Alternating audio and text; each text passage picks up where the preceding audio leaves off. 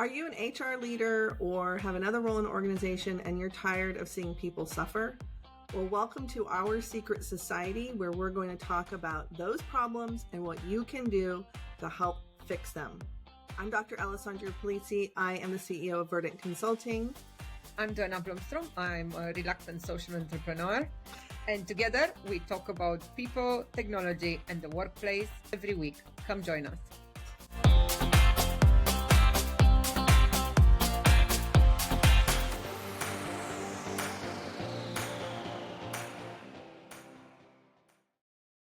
Hello, everyone, and welcome back to the Secret Society of Human Work Advocates and Human Debt Fighters. You haven't heard that long title in a while. Hi, Al. Finally, we're here. People have missed you.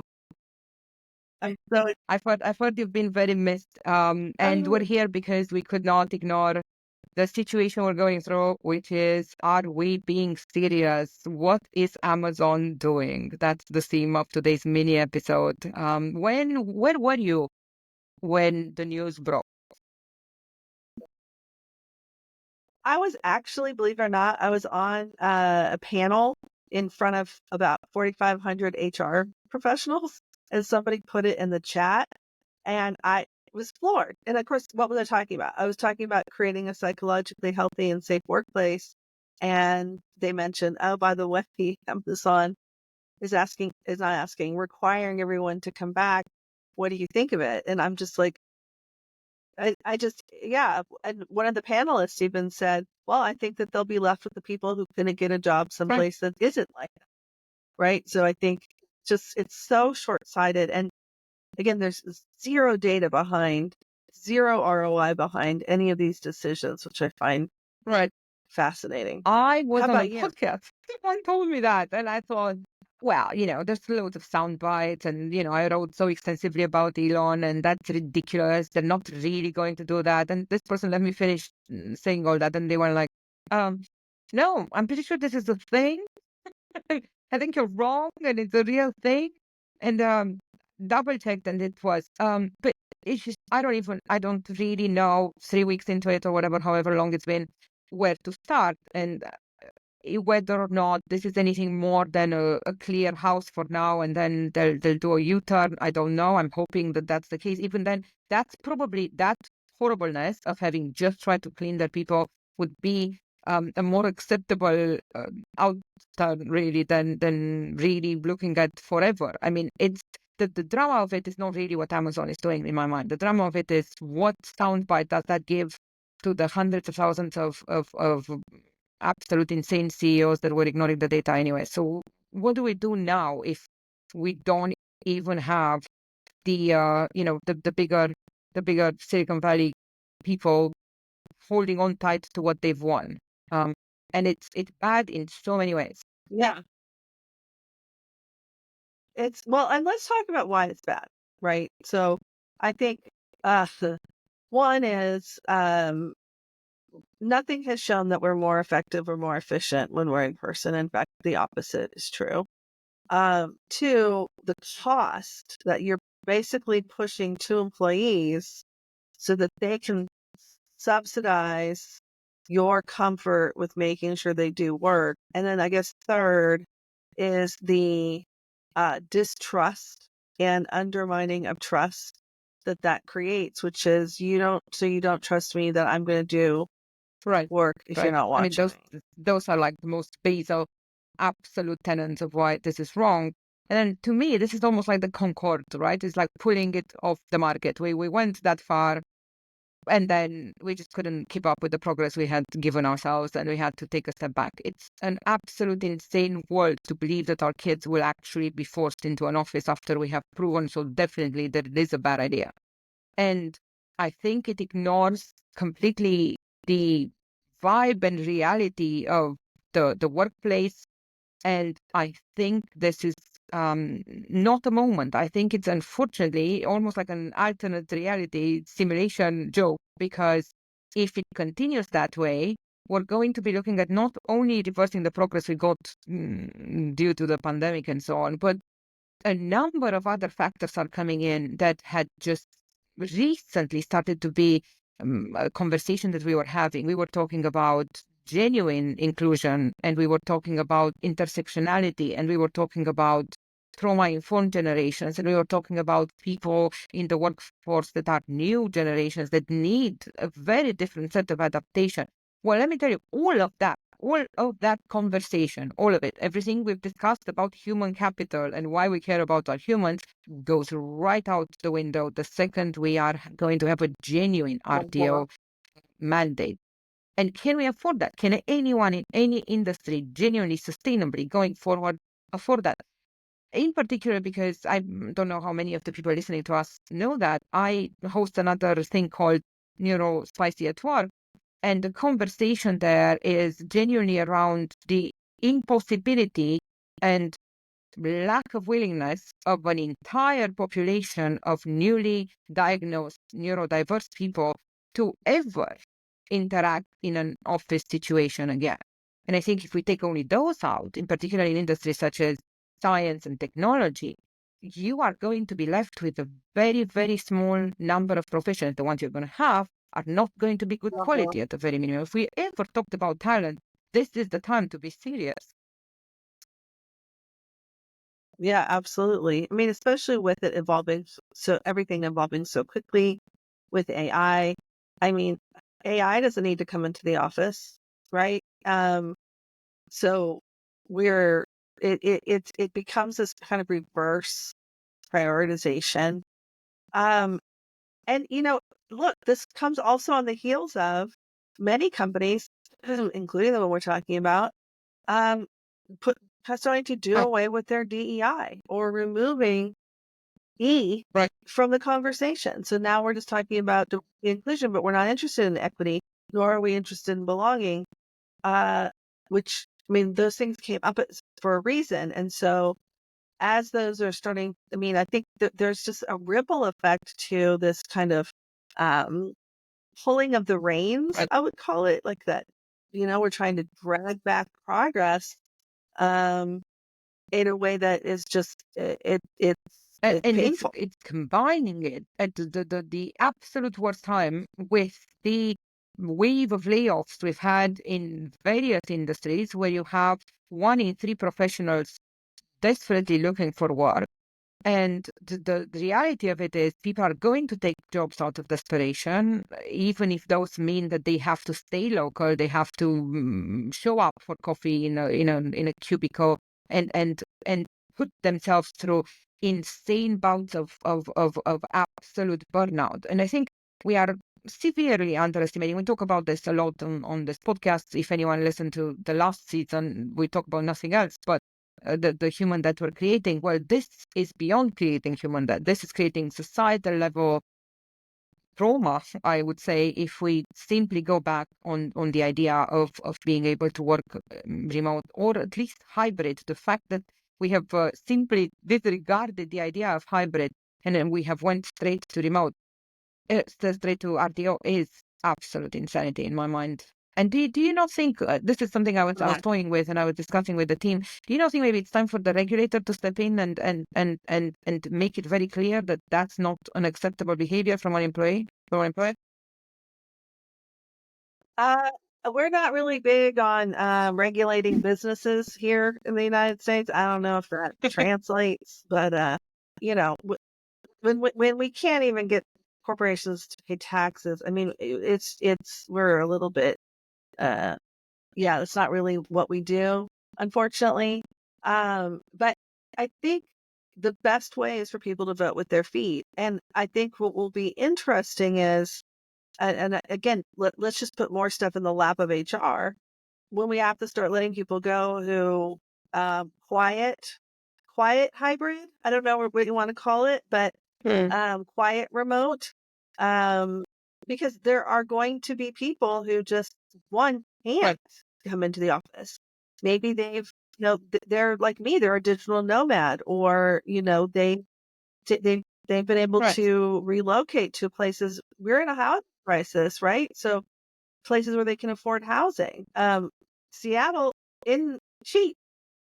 So yeah, I think it's going to be interesting kind of what the downfall is of that, and again, how that Right. I plays think out. we're underestimating in particular in some industries, and in particular in Silicon Valley, I would say that the fact that the talent in the industry is really not necessarily as widespread of a populace as we would like to believe, right? So, being Uh-huh. honest, the names and the knowledge and the absolute heart we would need is not exactly not at a premium. Let's put it that way. It's rare. We're not going to find the people that are making those organizations work. And if you look around, you're going to see that we have a technology layer that is a bubble. It's filled with people that were undoubtedly unnecessary. But this move is unfortunately making it immensely worse because the bounding people by location and capability of neurotypically withstanding a cubicle is not a strategy to have worthwhile employees anywhere. And to your point earlier, AI is not going to come into the office. The people that are coming into the office, do we need them in the jobs we have them in? Possibly not, but this is not the way to figure it out by figuring out who all is still remaining in the area and could come in on a Thursday. That isn't the way for anyone to succeed. Right. No, and you know what? For me, what a great opportunity for tech companies to find talent, right? Because I work with remote first organizations. I work with tech companies that Right. have gone the opposite direction. And so, gosh, I would start thinking about what's my recruiting plan from these companies that have made these very short-sighted They decisions. have indeed shot themselves in the foot. I know that branding wise, you're not going to get people to ever hope that they could become part of that. I'll tell a very personal story. Not that anyone at Amazon was calling me directly, and I don't know why Jeff hasn't in the past few years, but it's too late now. I will have him now. I will have you now. If you're listening, Jeff, we're done. It's over. I've defended you. It's gone. I was just getting excited about this mind wandering that he was talking about. Well, no one needs to mind wander anywhere with the people at Amazon. It's over. But that type of view towards companies that we previously were holding as hopefully are going to get anywhere is not going to provide anyone with inspiration as to where they're going to be moving next. And it's not necessarily that they're losing talent only. That's not the only thing we have against it. Let's face it, at the end of the day, we can very well foresee a future where Amazon is going to be made out of 500,000 other mini companies made of happily remote, half neurodivergent people. Let's hope that's the future. And the other half do not need to work anymore because they are doing only the creative jobs that AI is incapable of doing. Let's hope that's the future. But in between that future and today, we have this mishmash of technology and human debt and tech debt that is going to start misfiring in terms of numbers. There is going to be a very clear effect in the actual markers of success of any company that is insisting on this. And because it looks good, you're going to see this backlash on LinkedIn of people going like, well, let's face it, it's not quite that bad. Everyone can do whatever they like. They can insist on presence, and coffee is everyone's best friend. Let's do it in person. You're going to have that. But you're going to have that from the people that were in the office anyways. You're not going to be moving the needle back where you've changed anyone's mind in that sense. And the fact that anyone is so disregardful and so disrespectful to anyone's needs is shocking, and it's scary for the generations coming through. We were set here no further than a few months ago talking about when the new generation comes through, they will finally land in these new workplaces where there's adaptation, there's respect for their needs, there's an understanding of boundaries, there's an opportunity for them to come with a readme. Well, there's no opportunity for them to be involved in these companies at all. This is not going to be a place where you're going to have those people, is it?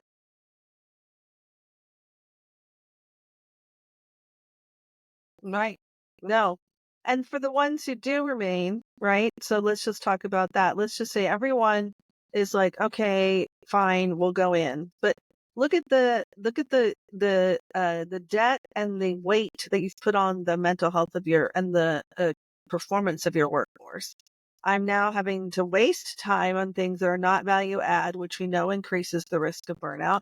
I'm distracted because I'm not at home. I can't pick up my kids from school. I can't do the laundry. Like I can't do those things I would do kind of during conference calls or whatever. So now I'm distracted by that. I'm getting less sleep.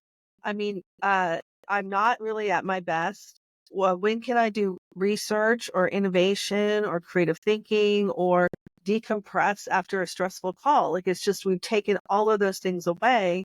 Um, for what There reason? is no reason, and I don't think that anyone feels there is one, do they? Because if we genuinely felt like there's a serious segment that believes Yeah. otherwise, it would be different. But I was looking at a report just this morning, a massive report from KPMG, which was saying that whilst 9 out of 10 employees are completely against coming back into the office ever, you're having 4 out of 5 leaders that are convinced there has to be a strategy that will entice them back into the office. Just the word in itself made me want Uh, to throw up. How are you going to entice yeah. anyone to do anything but agree to Right. your slavery conditions if they get desperate enough? And that brings us to the fact that, let's be very honest here, we have now a serious amount of people on the outside and a number of people still on the inside in jobs. And that number is going to maybe change, maybe not. The numbers in absolute value don't really matter. But there's this juxtaposition of the ins versus the outs that is completely going to start pulling at the thread of the business world from all points of view, because you're going to have more and more push for Um, consulting ideas that are not necessarily sound, for outside help that is of lesser value, to people that are now fearful, devoid of psychological safety, unable to genuinely express themselves because they are desperately trying to hang on to this one job that they have lived in Seattle for, or whatever else their situation is. So the divide between the ins and the outs is only going to grow bigger. And the result of it, in particular in industries that are so needy of humans being applied, is disastrous. I mean, we keep ignoring these numbers on engagement, on capability, on lack of emotional intelligence and soft skills, but that ignoring cannot continue, in particular when now we're transitioning where we're giving the reins to AI and we're left with only this, and the only this cannot happen is the office. What do you see around you that's hopeful, though? right. I know. Exactly. Well, um, that I do work with remote first organizations. That there are organizations that get it and already are understanding that. I mean, I'm sitting in a home office right now, right? So, um, it has become still part of the norm. I don't, this is, what I'm hoping is that this is an anomaly, but to your point, people tend to be followers. So we will see. But I think the demands as employees that we can make, um, again, they're backed by data. And I do see a lot of companies sticking with the remote Right. first mindset. But that's amazing, though. It's good to hear that there are pockets of hope, and like you said earlier, the only thing we can do is hope that people are going to vote with their feet and prefer being unemployed than succumbing to this insane demand of showing up. Obviously, it's an easier thing said than done. We all have children to feed and mortgages to pay, but even if we were to all agree that we have to delete reality and presume that these numbers exist to support these demands, there will be no way to take it out of your employees' mind that you have forced them back in and you have made them go against what they know in their heart of hearts is best for everyone. Yeah. We don't have a very hopeful wrap up, Absolutely. do we? We have Absolutely. a number of indignant points. Uh, No, we no, we we do. do. I think there's a lot ahead. Maybe we should make a promise to our listeners that we either we only feature people that are super honest about this topic. I'd like us to get some more people on board to talk to us about why they're creating remote-only organizations. And ideally, those genuine pieces of not just because I want to attract talent, but because I've seen this, because I want that. And maybe those stories will inspire these lack of courage CEOs.